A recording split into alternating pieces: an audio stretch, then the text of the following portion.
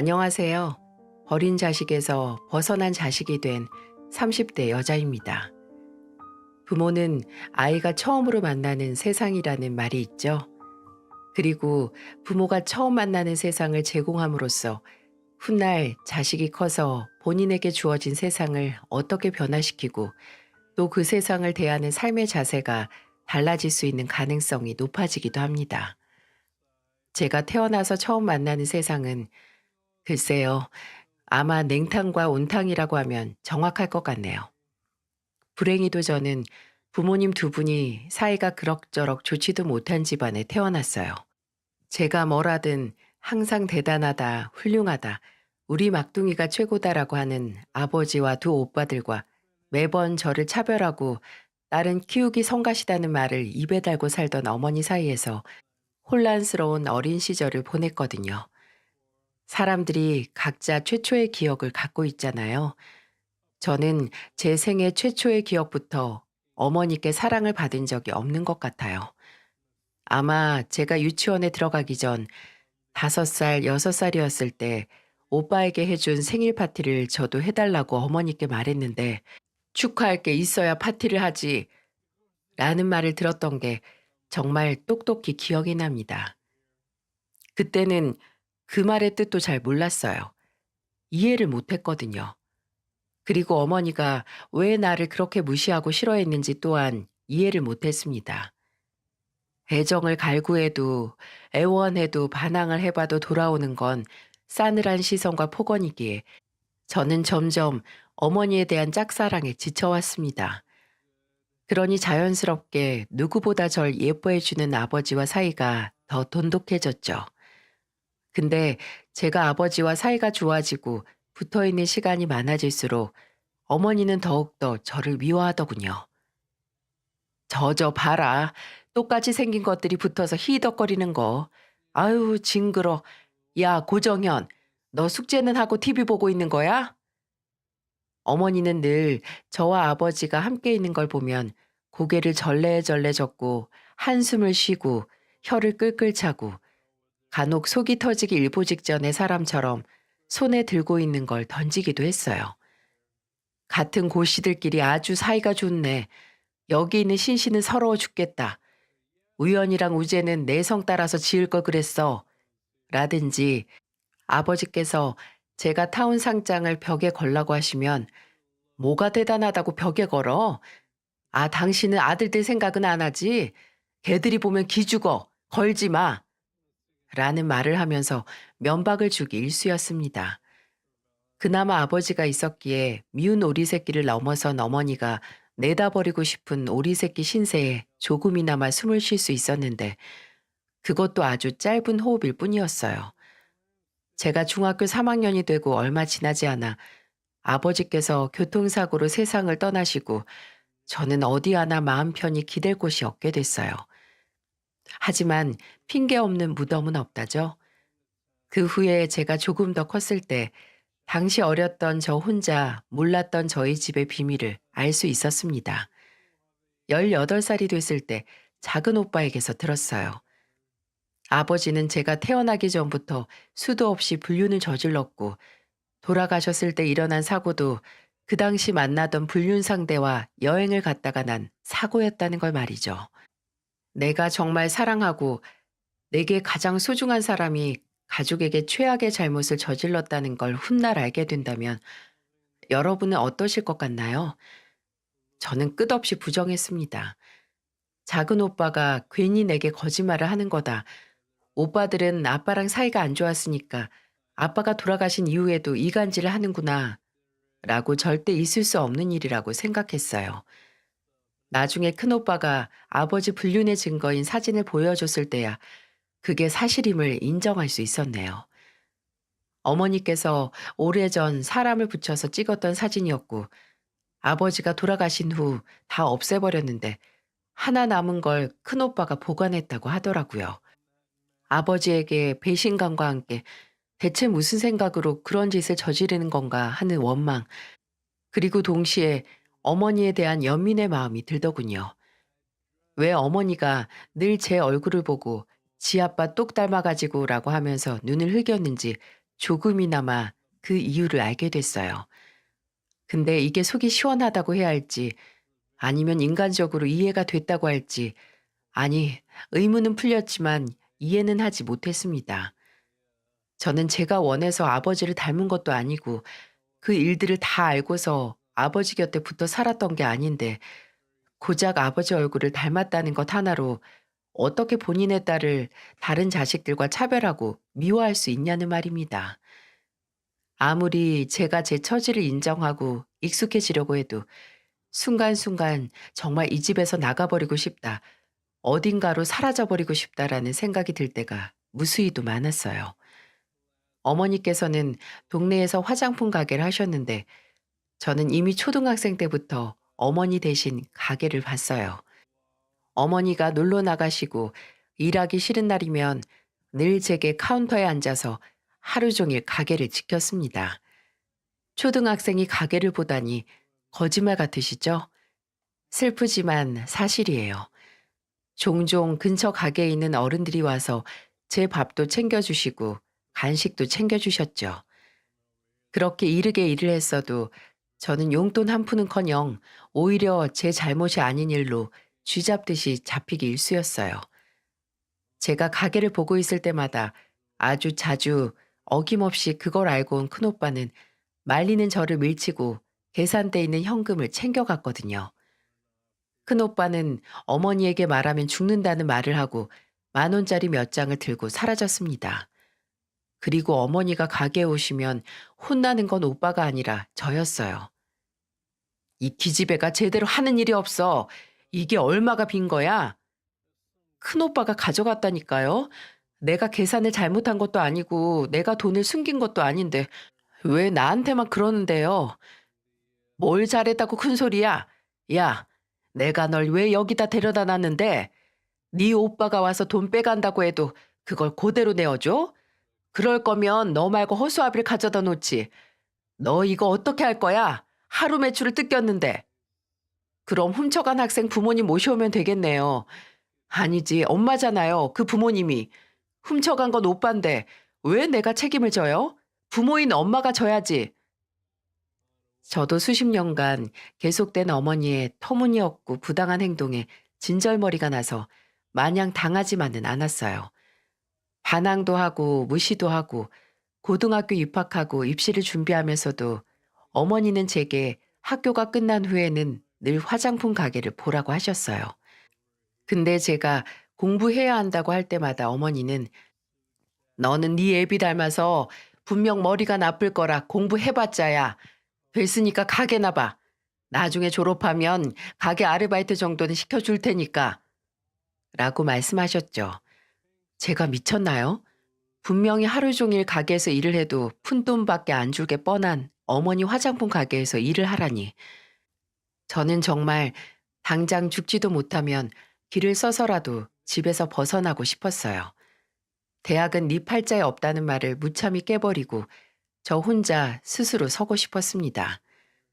그런 절박함 덕분에 저는 어머니가 그리도 끔찍이 여기는 큰오빠는 문턱도 못 넘어보고 작은 오빠가 나온 대학보다 더 좋은 서울에 알아주는 대학교에 들어갈 수 있었습니다. 하지만 들어가기만 들어갔지 대학을 다니는 건 제게 그리 좋은 기억만은 아니었네요. 물론 명문대에 의기양양하게 들어가 어머니의 말을 뭉개버리긴 했고 집을 벗어나 기숙사에서 살 수 있긴 했지만 여러분이 예상하신 것처럼 저는 집에서 등록금 같은 건 전혀 기대할 수도 없었습니다. 그러니 학자금 대출과 장학금 그리고 휴학을 해서 1년 내내 아르바이트를 해서 등록금을 마련을 했죠. 현재 부동산 중개업소에서 소공으로 일하고 있지만 대학교 3학년 때 우연히 들은 멘토 강연에서 성우의 꿈을 키운 적이 있었어요. 원래 사람들에게서 목소리가 좋다, 울림 있는 목소리라는 말을 많이 들어서 학교 다닐 때도 선생님들이 제게 교과서를 읽으라고 많이 시키셨고 낭독회도 나간 적이 있었거든요. 목소리를 갈고 닦아 저만의 커리어를 만들고 싶었죠. 그래서 졸업 학기 때부터 방송사 면접을 준비했어요. 공채 성우 면접을 보고 다녔고 소속사 오디션도 봤습니다. 하지만 결과는 그리 좋지 않았어요. 다행히 정말 좋은 기회로 CF 나레이션 목소리 녹음을 할 수 있었고 아주 손에 꼽히게 캐스터로 활동도 할 수 있었지만 주어진 일에 비해 경쟁자는 수십 명, 아니 수백 명이어서 살아남기가 정말 힘들더라고요. 이리저리 뛰어다녀도 그 일만 해서 한 달에 100만 원도 벌기 힘들 때가 더 많았습니다. 솔직히 더 빨리 포기를 하고 다른 일을 시작할 수 있었지만 괜한 짓 하지 말고 돈이나 벌어서 집에 생활비를 보내라는 어머니의 말 때문에 더 매달렸던 것 같아요. 대학에 합격했던 것처럼 성우로서도 보란 듯이 성공을 해내고 싶은 오기가 생긴 거죠. 하지만 현실은 녹록지 않았습니다. 저는 성우로서의 꿈을 졌고 이곳저곳 면접을 보기 시작했고 필요한 자격증 공부를 하고 스펙을 쌓았어요. 그렇게 남들보다 조금 늦긴 했지만 현재까지 일하고 있는 부동산 중개업소에 취업을 할 수 있었습니다. 꿈을 포기한 건 씁쓸하고 슬펐지만 수입이 안정적인 직업을 갖고 나서야 확실히 사람이 사는 것 같았네요. 집주인한테 싹싹 빌면서 밀렸던 집세는 낼 수 있었고 하루에 한 끼씩 먹으면서 버텼던 날도 어느새 과거가 돼버렸죠. 그렇게 제 생활은 안정적이어졌지만 딱 한 가지 문제가 있었어요. 제가 취업을 하자마자 마치 버린 자식 마냥 연락도 하지 않고 궁금해하지도 않던 어머니가 득달같이 제게 연락을 하시기 시작한 겁니다. 왜였을까요? 이제 돈을 버니까 내놓으라는 거죠. 어머니는 집에 식기세척기가 고장났다. 새로 사게 돈 좀 보태라. 네 큰 오빠 술 먹고 시비 걸려서 합의금 물어줘야 된단다. 돈 좀 보내라. 작은 오빠 이직했다는데 넌 양복도 안 해주니? 안 해줄 거면 돈으로 보내. 라는 등 이런저런 이유를 가져다 붙여가며 제게 돈을 요구했습니다. 너는 네 아빠 닮아서 염치도 없니? 이제 나이도 차고 돈도 좀 벌면 집에 내놓는 게 있어야지. 너 지금 먹고 사는 거 어디 너 혼자였으면 할 수 있었을 줄 알아? 압니다. 이런 말을 들었을 때 뒤도 안 돌아보고 그냥 모른 척 했어야 했겠죠. 하지만 사람이 일찍 사회생활을 시작해 혼자 생활을 하다 보면 밉든 싫든 가족이라는 울타리가 절실해질 때가 있더군요. 그 당시 제 나이가 28, 19 겨울 때부터 아르바이트를 했고 대학교 때도 기숙사에서 살고 졸업 후에도 원룸에서 혼자 살던 제게 가족은 그래도 돌아갈 곳이 있다는 거미줄만큼 가늘지만 어쨌든 어딘가와 이어져 있다는 안심을 주었어요. 그러니 그 인연을 잇기 위해서 체념하고 돈을 보내는 게 그 당시 저의 최선이었습니다. 몇십만 원씩 보내던 생활비는 간혹 급하게 돈이 필요하다는 어머니의 말로 100만 원이 됐고 나중에는 300만 원까지 됐습니다. 그리고 그 300만 원이 제가 가족이든 뭐든 다 필요 없다고 자포자기하게 된 계기를 줬죠. 하루는 어머니께서 주말에 한번 와서 밥을 같이 먹자는 연락을 하셨더라고요. 제게 주기적으로 돈 얘기를 할 때 빼고는 먼저 연락도 안 하던 사람이 도대체 왜? 무슨 일이 있나 싶긴 했는데 또 내심 취업하고 계속 돈을 보낸 딸이 그래도 좀 대견해서 뭐 맛있는 걸 해주시려는 건가?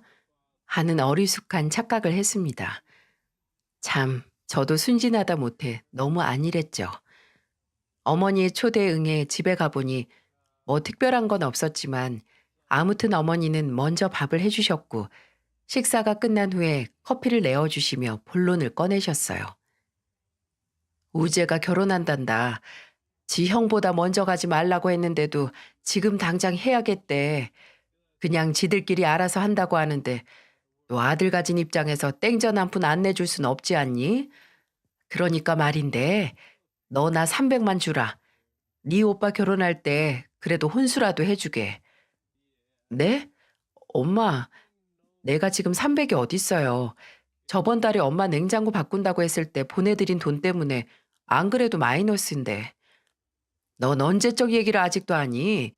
그럼 결혼할 때 아무것도 없이 보내서 네 오빠가 처가에서 무시당했으면 속이 시원하겠니? 동생으로서 그것도 못 해줘? 너는 무슨 소가지를 그따위로 써? 너 네 오빠가 너보다 먼저 결혼한다고 질투하는 거지? 어? 질투요? 오빠 결혼한다고 300을 덜컥 내놓을 수 있는 동생이 어딨어요. 그럼 큰오빠는요? 큰오빠는 형으로서 뭐 해주는데요? 왜 또 지 큰오빠를 끌어들여? 너는 그 성질머리 좀 고쳐라. 우연이는 요새 지 사업한다고 바쁘잖니.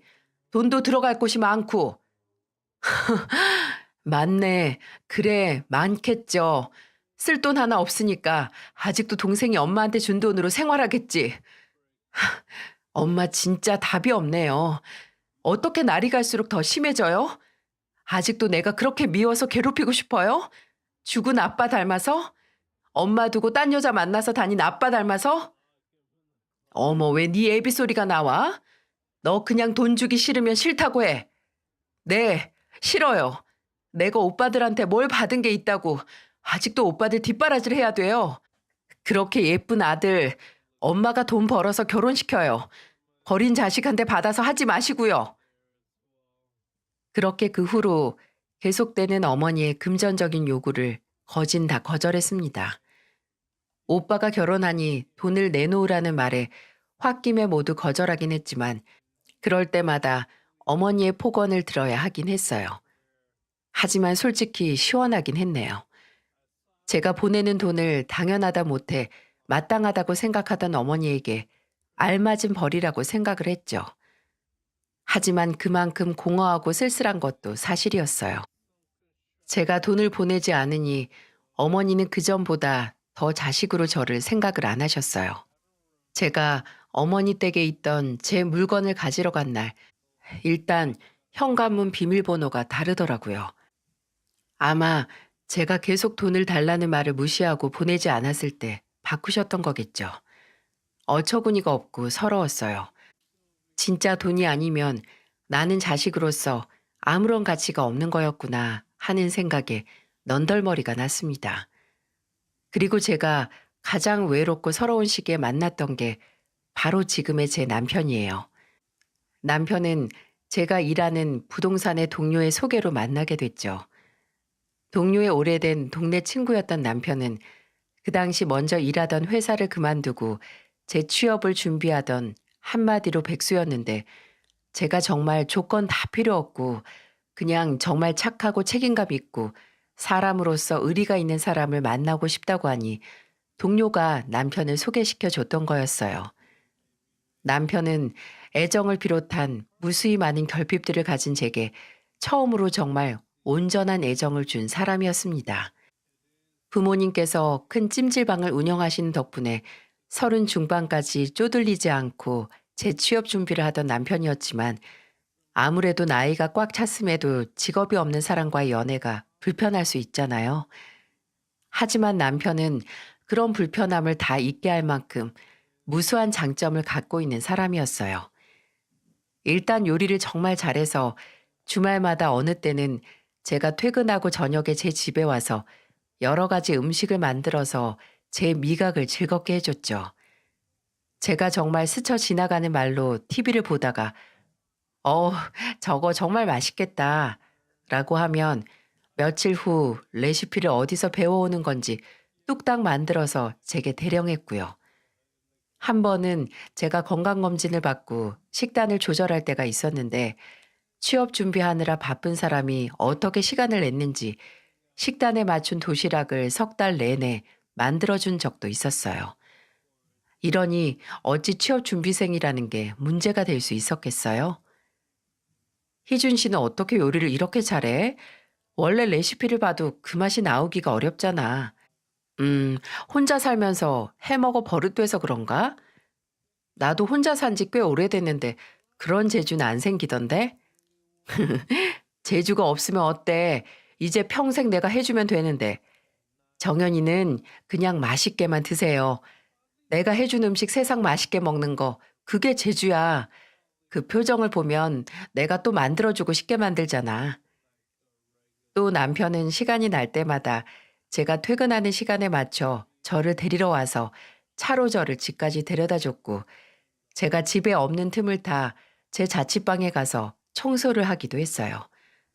반찬 주러 왔다가 그냥 보이는 거 정리만 했다고 하는데 화장실 청소까지 싹 끝내놓고 갔어요. 저는 이 남자를 붙잡아야겠다는 생각을 했어요. 직업이 없으면 어때요?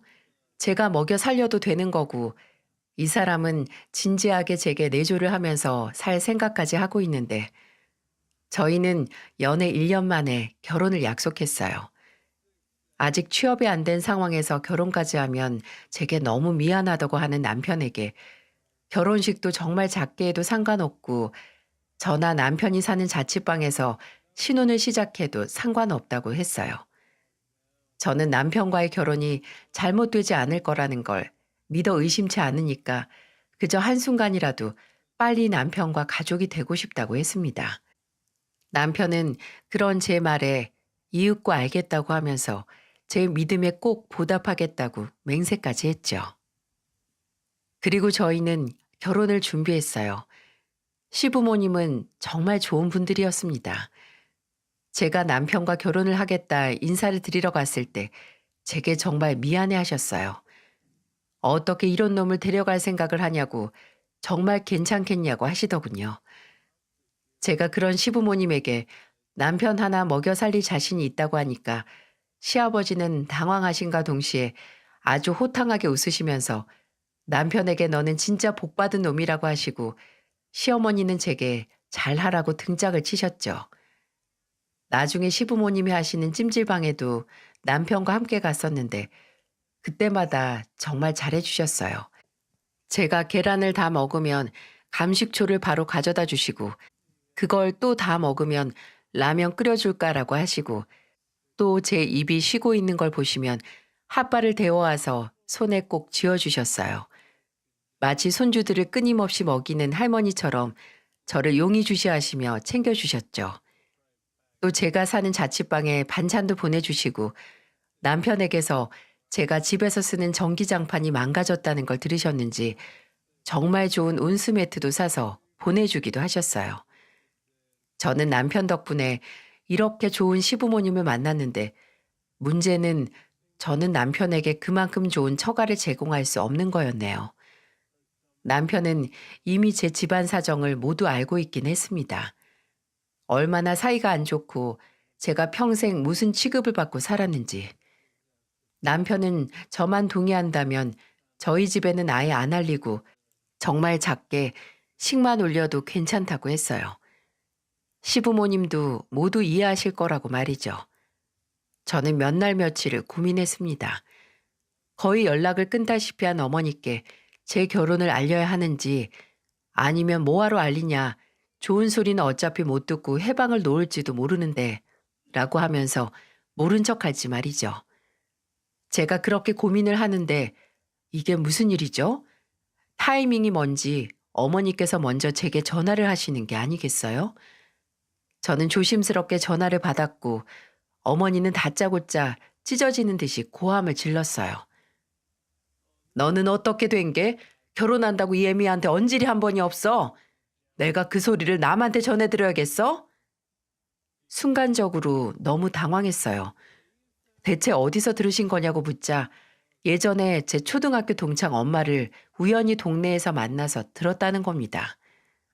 그 동창은 저와 연락도 안 하는 사이인데 정말 건너서 듣고는 본인 어머니께 말을 한 거죠. 그리고 그 아주머니는 저희 어머니에게 전한 거고요. 저는 애써 침착하게 전하려고 하다가 요새 너무 바빠서 좀 미뤄진 거라고 둘러댔습니다. 그랬더니 저희 어머니가 한 소리가 뭔 줄 아세요? 뭐 하는 남자랑 결혼을 한다는 거야? 너 결혼해서 일 그만두면 이 애미는 어떻게 하라고? 그렇습니다. 언제든 본인 걱정이 우선인 분이죠.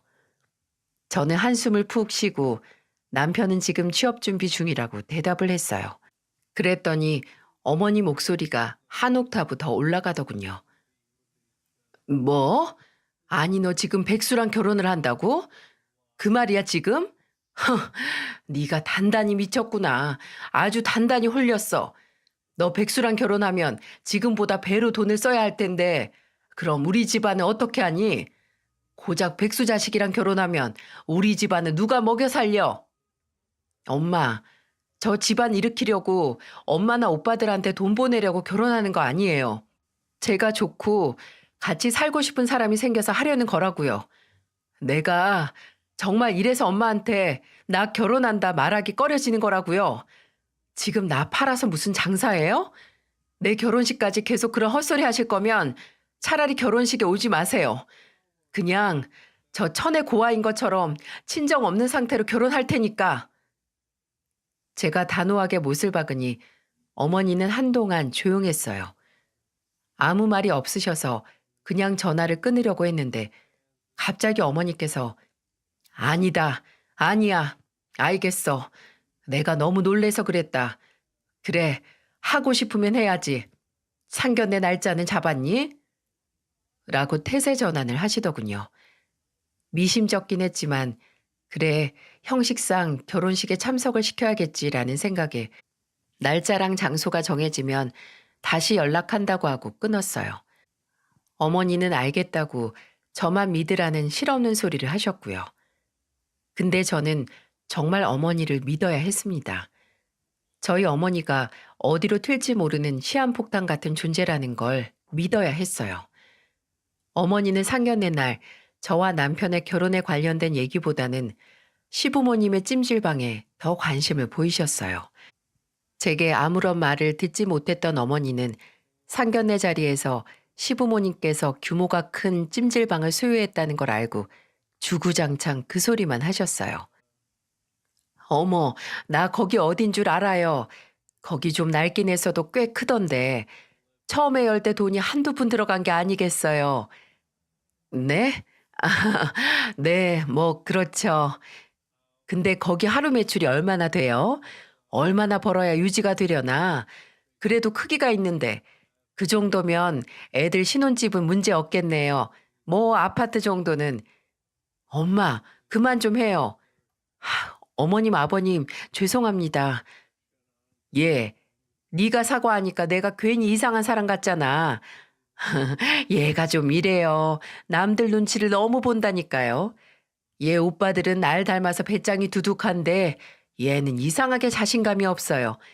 아니 글쎄 예전에 한번 그러고는 갑자기 과거의 이야기까지 들쑤시며 제 흉을 보시기 시작했다는 겁니다.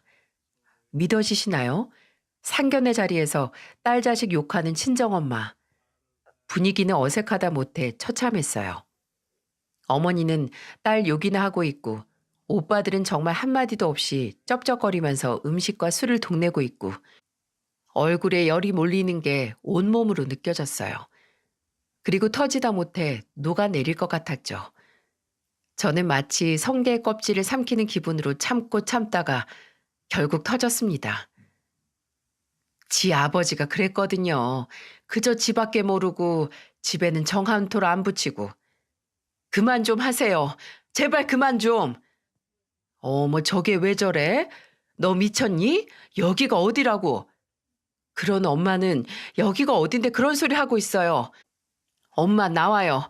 나 진짜 미치는 꼴 보기 싫으면 나오라고요. 이게 정말 실성을 했나? 어머님, 아버님, 정말 죄송합니다. 지금 뭐라 드릴 말씀이 없어요. 저희 엄마가 저지른 무례도 죄송하고 지금 제가 저지른 무례도 부디 용서해 주세요. 지금 여기서 안 막으면 제가 정말 후회할 짓을 할 것 같아서 이해 부탁드릴게요. 정말 죄송합니다. 엄마 나와요 빨리. 여기서 더 망신당하기 싫으면 내 말 좀 들어요. 저는 그대로 어머니 팔을 잡고 상견례 자리를 빠져나왔어요. 어머니는 제 등을 쳐가면서 놓으라고 뭐 하는 거냐고 다그쳤지만 그 무엇도 그때의 저를 막을 수 없었을 겁니다. 저는 택시를 잡아 어머니를 어거지로 집어넣고 따라 탄 뒤에 어머니 댁으로 향했어요. 집 안까지 들어갈 필요도 없이 택시에서 내리자마자 소리를 질렀습니다. 진짜 왜 그래요? 주체가 안 돼요? 어떻게 해서든 내 인생을 망쳐야 직성이 풀리겠냐고요. 야, 오히려 내가 묻고 싶다. 너 미쳤니? 이게 지금 무슨 짓이야? 결혼하고 싶다더니 다 빈말이었니? 사돈 앞에서 그 꼴을 보였는데 결혼을 할 수 있겠어? 내 꼴보다 엄마 꼴이 먼저 내 결혼 방해하는 거 모르겠어요? 사돈 될 사람들, 엄마 딸 시부모님 되는 사람들 사업 규모 왈가왈부하고 신나서 결혼하는 딸 험담이나 하고 엄마가 나 엄마 내버려 두고 바람 피운 아빠 닮아서 미워하는 건 아는데 진짜 작작 좀 해요. 아빠 돌아가신 지 벌써 수십 년은 지났고 아빠 닮은 게 어디 내 잘못이에요?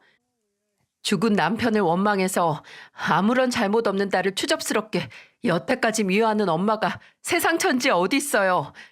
대체 내가 무슨 잘못을 했다고 아직까지 날 이렇게 못 살게 해. 골목길에 제 고함 소리가 울려 퍼졌습니다. 진짜 태어나서 처음으로 그렇게 온몸을 불사르는 기분으로 화를 낸 것 같아요.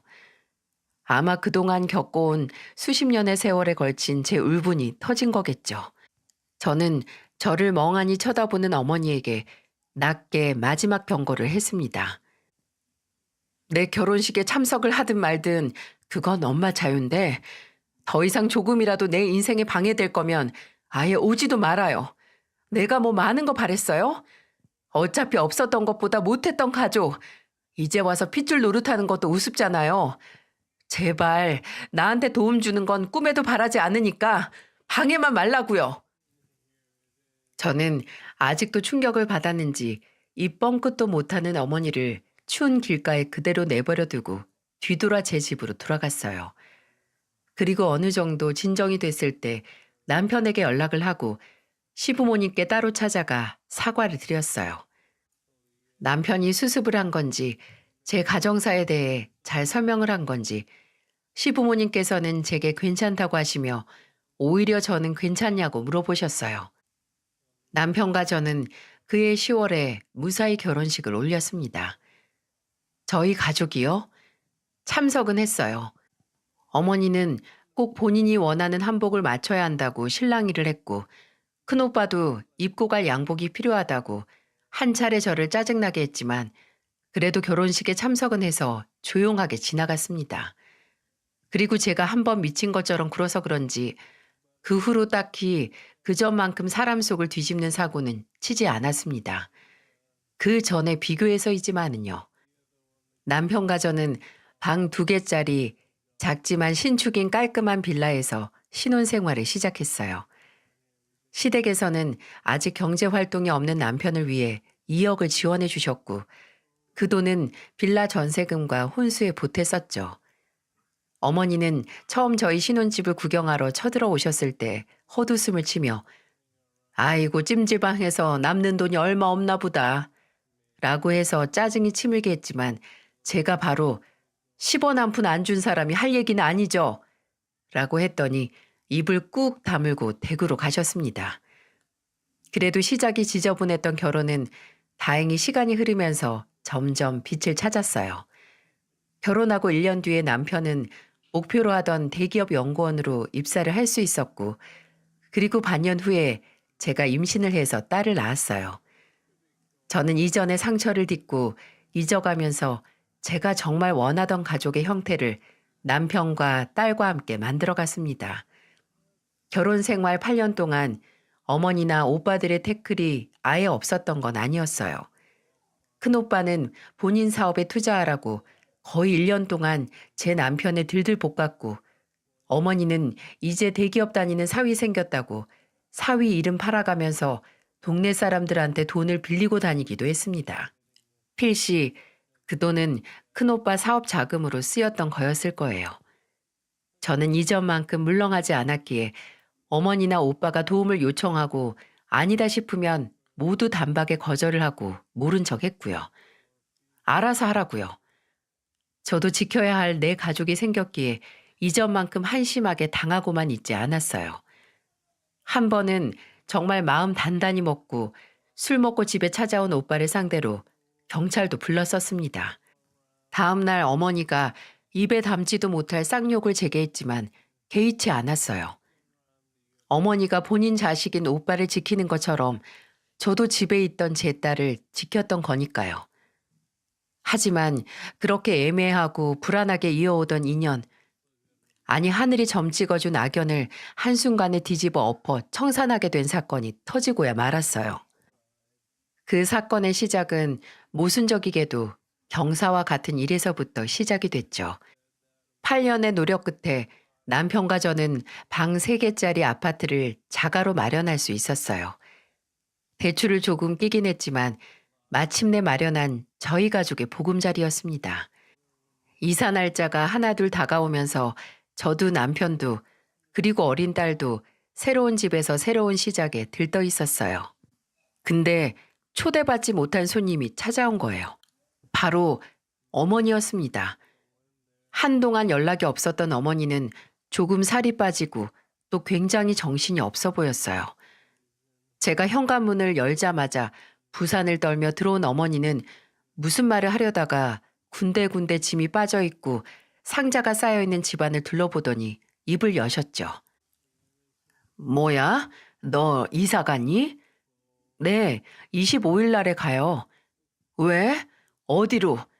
아니, 25일이면 이제 2주도 안 남았네. 넌 어떻게 된 애가 왜 꼭 중요한 얘기를 안 하니? 지금 아셨으면 됐죠. 근데 왜 오셨어요? 내 말에 대답이나 해.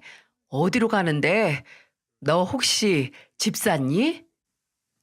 이사를 간 후에 말씀을 드리거나 하려고 했는데 연락도 없이 찾아온 어머니가 꼬치꼬치 캐무는 바람에 저는 좋은 기회가 와서 매매를 했고 어느 지역의 아파트로 가게 됐다고 말을 했습니다. 제 말을 들은 어머니는 한동안 혼자 가만히 생각을 하더니 알겠다고 이사 준비 잘 하라는 말을 남겨둔 채 후다닥 집을 나가더라고요. 별말 없이 간 건 다행이다 싶었는데 뭔가 굉장히 찜찜했어요. 그리고 그 기분은 제가 그때 폭풍의 눈에 들어섰다는 걸 알리는 사인이었죠. 이사를 열흘도 안 남긴 주말에 어머니께서 아침 일찍 제게 전화를 하셨어요. 집 정리하다가 네 물건이 좀 나왔는데 너 이사하는 김에 이것도 가져가라. 집이 좁아 터졌는데 네 물건을 빼야 그래도 공간이 생기지. 바로 와라. 알았지? 어머니는 본인이 할 말만 하고 끊었는데 제가 기억하기로는 그 당시 어머니 댁에 제 물건은 정말 하나도 안 남았을 거거든요. 의아하긴 했지만 제때 안 가지러 갔다가 무슨 말을 들을까 싶어서 바로 어머니 댁으로 향했어요. 근데 그렇게 어머니 댁으로 들어서는데 현관문 신발장 앞에 이상하게 남성용 신발들이 몇 켤레 어지럽게 늘어져 있는 겁니다. 작은 오빠는 결혼하고 바로 독립을 했고 큰 오빠도 결혼은 안 했지만 나가서 살고 있는데 이 신발이 누구 거지 싶었어요. 현관문을 지나 거실로 들어섰을 때 그 신발들의 주인을 알 수 있었죠. 거실 소파에는 큰 오빠가 앉아 있고 어머니는 바닥에 앉아서 한숨을 푹푹 쉬고 있었어요. 큰 오빠 와 있었네. 어, 그렇게 됐다. 와서 앉아. 아니요, 그냥 전 집만 가져갈게요. 제 물건들 어디 있어요? 그래, 줄 테니까 일단 와서 앉아봐. 물 주리? 뭔가 이상하다 싶었어요. 그냥 물건만 받고 가려고 하는데 왜 분위기를 자꾸 앉으라고 하는 걸까요? 저는 어머니가 바닥에 앉은 제 앞에 차가운 물이 든 유리컵을 두는 걸 가만히 지켜보면서도 쉴 새 없이 생각을 하고 있는데 어머니는 대뜸 이런 질문을 던지셨어요. 너 지금 이사 가는 집 방이 몇 개니? 그건 왜요? 아, 글쎄 말해봐. 방이 몇 개냐고. 3개요. 어머, 어머, 잘 됐다. 나는 또 좁아 터진 집에서 또 쬐깐한 집으로 가는 줄 알고 걱정했는데. 그러게, 야, 고정현 성공했네. 결혼해서 방 3개짜리 아파트도 사고. 아유, 우연아, 잘 됐다, 잘 됐어. 당분간은 어떻게 살아갈 구멍이 생겼다. 대체 뭔데요? 사람 안 쳐두고 뭐 하는 거예요? 알아듣게 말 좀 해봐요. 알았어, 이기집애야. 하여간 성질머리하군. 지금 네 오래비 사업이 좀 많이 힘들어. 그래서 사업도 좀 정리하고 집도 정리해서 여기서 살고 있고. 아, 그래서 현관에 신발들이 저렇게 있었구나. 그런데요? 상황이 더 안 좋아. 이 엄마가 이 집으로 대출받아서 네 오빠한테 사업하라고 좀 줬거든. 근데 그게 더 잘못돼서 이 집도 경매에 넘어가게 생겼지 뭐냐. 넘어가게 생긴 게 아니라 이미 넘어갔어. 이 집 다음 달까지 비워야 돼. 뭐? 하다 하다 이제 엄마 집까지 날린 거야? 사업이 다 그런 거야. 다 잘 풀리면 개나 소나 다 재버리게? 그래서 그런데 나나 엄마나 갈 데가 없잖냐. 그래서 말인데 정연아, 너 이사 가는 집에서 우리가 딱 1년, 아니 반년만 살면 어떨까? 설마 진심으로 제 동의를 기대하고 한 말은 아니겠죠? 진짜 제정신인가요? 방이 30개인 집이어도 오빠나 엄마랑 한 지붕 아래서 살기 싫은데 40평도 안 되는 집에서 함께 생활이라니. 저 인간들과 같이 살기 싫어서 집을 나온 지 이제 거의 20년이 다 되어 가는데 다시 그 지옥을 겪으라고요? 무엇보다 마치 지들끼리 미리 말을 하고 새 집에서 지낼 수 있다는 게 기정사실인 것 마냥 구는 꼴에 어처구니가 없었어요. 저는 헛웃음을 애써 삼키면서 괴롭게 말했습니다. 어떠긴 뭐가 어때요? 당연히 안 되지. 정연아, 너 그렇게 단박에 거절하지 말고. 와, 나 정말 몇 년 만에 엄마가 내 이름 그렇게 다정하게 불러주는지 모르겠어요. 내 이름을 알고는 있었네요. 매년 2년 전년 이기 집에 저기 집에라고만 해서 내 이름 모를 줄 알았는데 부탁할 거 있으니까 다정하게 내 이름도 불러주고 이래서 사람들이 성공하라는 건가? 저 말하는 꼬라지 좀 봐라. 그래, 내가 너한테 부탁하는 입장이라서 좀 수그리고 들어갔다. 근데 그걸 꼭 그딴 식으로 말해야겠니? 엄마 말투에는 쫓아도 못 가니까 걱정하지 마세요. 그리고 절대 안 돼요. 어떻게 엄마나 오빠나 제 집에 얹혀 살 생각을 해요? 왜 못해? 그래도 집 주인이니까 너랑 최서방이 안방 쓰고 혜윤이도 이제 다 컸으니까 작은 방 하나 내어주고 그리고 나머지 방은 내가 쓰고 네 오빠는 거실에서 생활하면 되니까 문제 없지. 아니요, 문제투성인데요. 오빠, 내 집 거실에서 살겠다고? 제정신이야? 어쩌다가 그렇게 됐어? 개무시하던 동생 집 거실에서 먹고 사는 게 최선이야? 진짜 전혀 싸가지 없는 거 말하는 거 좀 봐. 야, 나도 좋아서 거기서 산다는 거 아니야. 상황만 좋아지면 바로. 싫으면 살지 마. 누가 같이 살지? 어디서 김칫국을 목구멍에 들이붓고 있어? 야, 넌 엄마랑 오빠가 길가로 나앉을 수도 있다는데 끝까지 그러고 싶니? 나나 네 오빠가 노숙자 되는 꼴을 봐야 그제야 속이 시원하겠어? 그게 뭐라고 내가 속이 시원해져요? 그리고 내가 책임져야 하는 게 아니라 능력도 안 되면서 대출까지 받다가 사업 말아먹은 오빠가 책임질 일이죠. 고정현, 너 진짜 말 그따위로 할래? 그럼 네가 책임지지 누가 책임져? 진짜 끝까지 어떻게 해서든 나한테 받아만 갈 생각뿐이야? 저는 눈앞에 있는 유리컵을 집어 그대로 큰오빠가 앉은 소파 뒤 벽으로 던졌어요. 쨍그랑하는 파열음과 함께 어머니의 비명소리 그리고 유리 파편과 함께 찬물 세례를 맞은 오빠가 지르는 소리가 거실에 울려 퍼졌어요. 저는 분노로 떨리는 몸에 최대한 힘을 주고 말했죠. 내가 어렸을 때부터 그렇게 원하던 애정도 관심도 하나 준 적 없는 인간들이 본인들 상황이 안 좋아지니까 나는 그냥 아쉬울 것 없이 이용할 만한 사람이라 이거지. 나 당신들 어떻게 되든 상관없어. 어차피 그쪽들도 날 가족으로 생각한 적 한 번도 없잖아. 나도 마찬가지야. 길거리에 나앉든 어디서 구걸을 하든 마음대로 해요. 저는 그대로 일어서서 자리를 박차고 집에서 나가려고 했습니다. 그런데 어머니가 쏜살같이 달려와 제 다리를 잡고 늘어졌어요. 세상 비굴한 자세임에도 어머니는 눈에 도끼를 품고 제게 윽박을 질렀습니다. 그래, 집에 들이기 싫으면 차라리 돈으로 줘라. 3억만 딱 당장 계좌로 보내. 그거면 전세집 구하고 네 오빠 다시 일 시작할 자금 정도는 될 테니까 너 낳아준 엄마 말에 그렇게 거역하고도 잘 살 것 같아? 저는 제 바짓단을 잡고 있는 어머니, 아니 모르는 아줌마의 손을 있는 힘껏 내쳤습니다. 그리고 싸늘하게 식은 목소리로 말했어요. 그쪽이 누구신데요? 누군데 나한테 3억을 달래? 그쪽이나 그쪽 아들한테는 3억이 아니라 3원도 아까워. 어디 한번 가족한테 버림받았다는 비참한 기분 느끼면서 평생 후회하면서 살아봐. 그 비참함 속에서 평생 고통받아 보라고. 저는 그대로 집을 나왔습니다. 그리고 그곳을 나와 한참을 걸었는데도 몸에서는 떨림이 멈추지 않았어요. 집으로 돌아와 남편의 얼굴을 봤을 때야 제 몸에 힘이 풀려서 주저앉아서 한참을 울었어요. 오해는 안 하셨으면 좋겠습니다.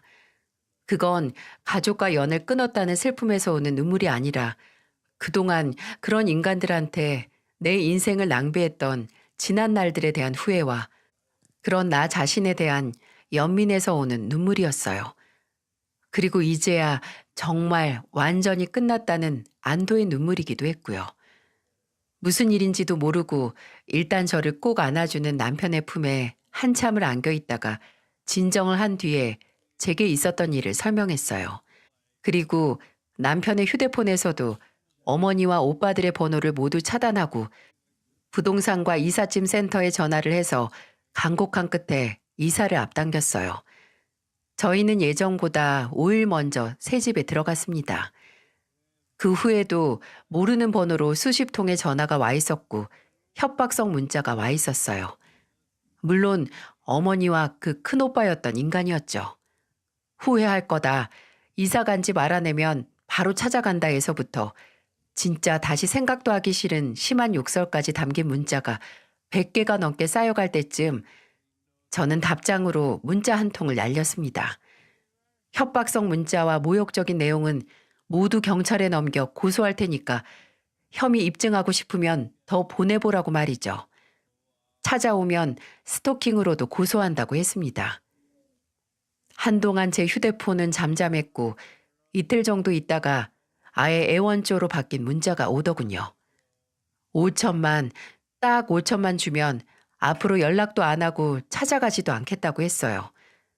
저는 그것도 일종의 협박이라고 이것도 증거로 쓰겠다고 답장을 했고요. 이사를 하고 넉 달 정도 그 인간들한테 시달렸어요. 큰오빠였던 그 인간은 제가 일하는 부동산까지 왔었는데 마침 제가 없는 시간이라서 다른 직원들이 경찰을 불러 끌려갔다는 얘기만 전해 들었어요.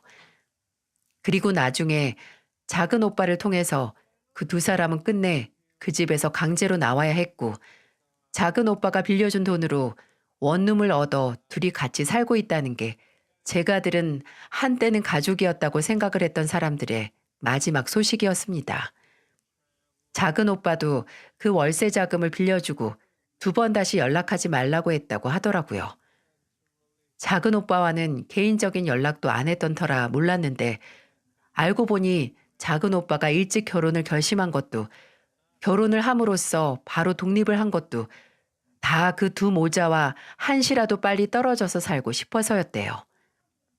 저는 마침내 새 출발을 할 수 있었습니다. 새 집에서 살게 돼서가 아니라 운명인 줄 알았던 길고 긴 악연을 마침내 제 몸에서 떼어낼 수 있었고 피가 이어졌다는 것 하나 때문에 묶여있던 자리에서 벗어날 수 있었기 때문이었죠. 이제는 피가 이어졌다고 해서 가족이 아니라고 생각합니다.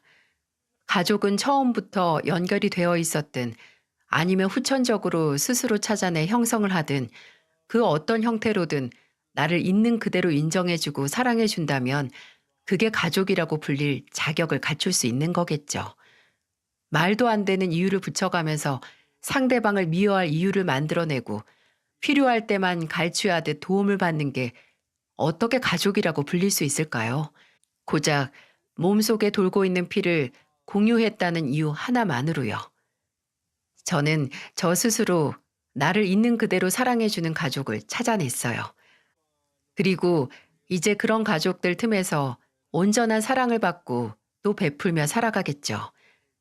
제가 어떤 사람들 사이에서 태어나고 어떤 가족들 틈에서 자랐든 상관없이 과거 가족들 틈에서 좌절을 먹고 자라던 저는 제가 선택한 사람에게 사랑을 받고 그리고 그 사이에서 태어난 아이에게 내가 줄 수 있는 최선의 사랑을 주면서 행복한 나날을 보내고 싶어요.